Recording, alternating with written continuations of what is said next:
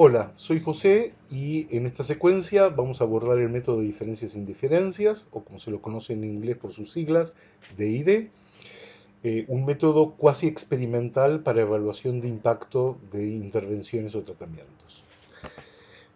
El objetivo de esta sección es explicar la motivación, por qué usaríamos un método como este y no un método experimental, los supuestos básicos que tiene este método y la forma de cálculo, y en particular cómo se hace para calcularlo usando regresión y ejemplificar con algunos casos creados sintéticamente. La motivación del método es la medición del efecto de una intervención, un tratamiento, cuando no podemos hacer un ensayo propiamente experimental. Eso es típico en políticas públicas, en donde, por ejemplo, decidimos vacunar a todos los ciudadanos de una determinada provincia y no podemos reservarnos un grupo de control elegido al azar al que decidamos no vacunar. No es un diseño experimental porque no se dispone justamente de dos grupos homogéneos. No tenemos un grupo de control que podamos elegirlo al azar. También hay otras situaciones, por ejemplo, cuando el grupo de tratamiento es espontáneo, o sea, los que deciden ofrecerse para determinado tratamiento. Y en segundo lugar, se trata de efectos que se producen en el tiempo y entonces tenemos que saber si los efectos ocurren porque pasó el tiempo o ocurren por el hecho de que aplicamos el tratamiento.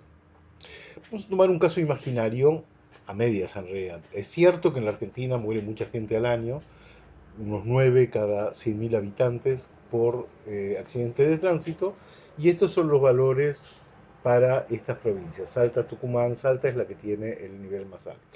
Supongamos hipotéticamente que Salta decide aumentar severamente las multas, esa es su intervención, esperando que eso reduzca la siniestralidad.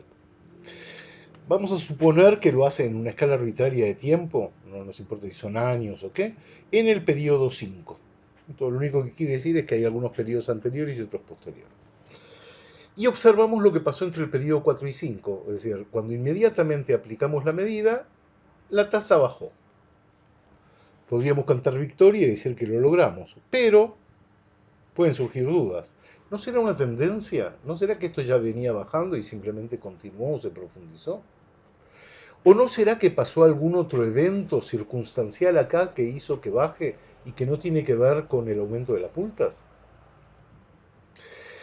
Para ver la cuestión de la tendencia, se mira los periodos anteriores. En este caso, por ejemplo, los periodos anteriores eran estables, se produce una baja importante aquí, eso sugiere que efectivamente es debido a la intervención. Este es un caso distinto. Acá hay una baja que se viene produciendo y a lo sumo se profundiza un poco por la intervención. Entonces, habría que ver cuánto se debe a cada una de ellas. Para saber si se trata del efecto de la intervención o de algo más que ocurrió en el tiempo, normalmente deberíamos tener un grupo de control experimental, pero ya sabemos que no podemos tenerlo. Entonces, a falta de un grupo de control, lo que hacemos es buscar uno de referencia, que no es propiamente un grupo de control homogéneo, de características iguales al grupo experimental, pero sí que es lo suficientemente similar como para poder tomarlo como referencia.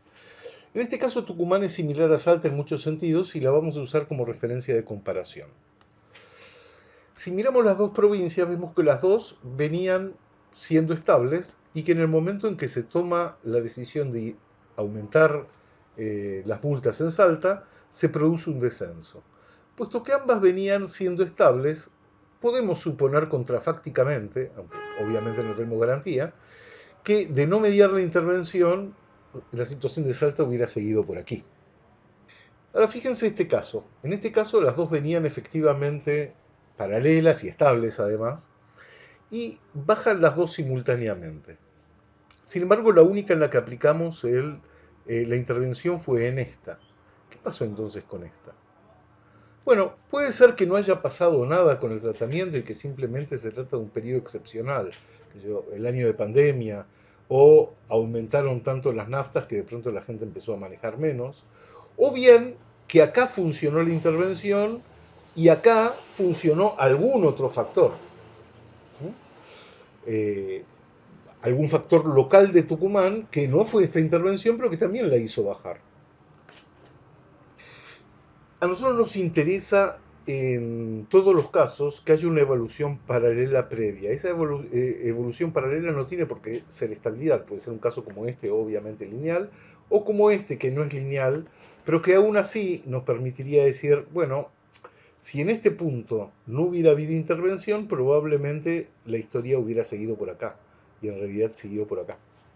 Aquí es donde llega el método de diferencias e indiferencias y sus supuestos son que haya una evolución paralela previa, es decir, que los dos grupos mantengan sus diferencias estables, las diferencias estables, no los valores, y que no haya shocks diferenciales en el periodo de intervención. Es decir, que no ocurra algo en un grupo y no en el otro, de modo que podamos contrafácticamente imaginar lo que pasó con el grupo de interés en función de lo que vemos que pasó con el grupo de referencia. ¿Cómo se hace este cálculo? Primero se calcula la diferencia previa entre los dos.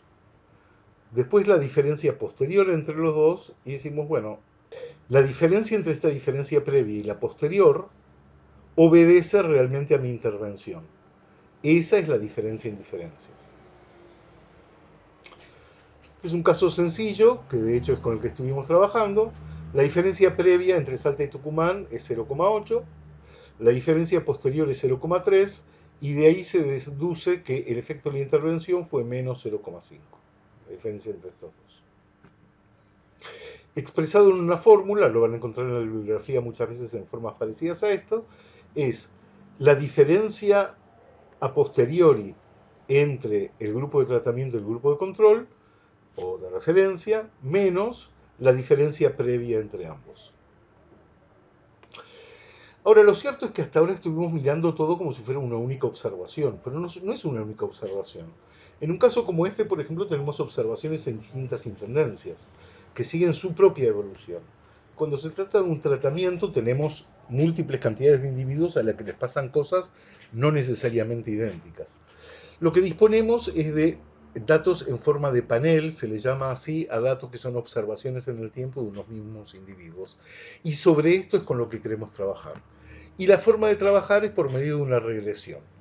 Vamos a ver dos modelos, un modelo básico de dos periodos y un modelo ampliado que permite contemplar más periodos previos y posteriores.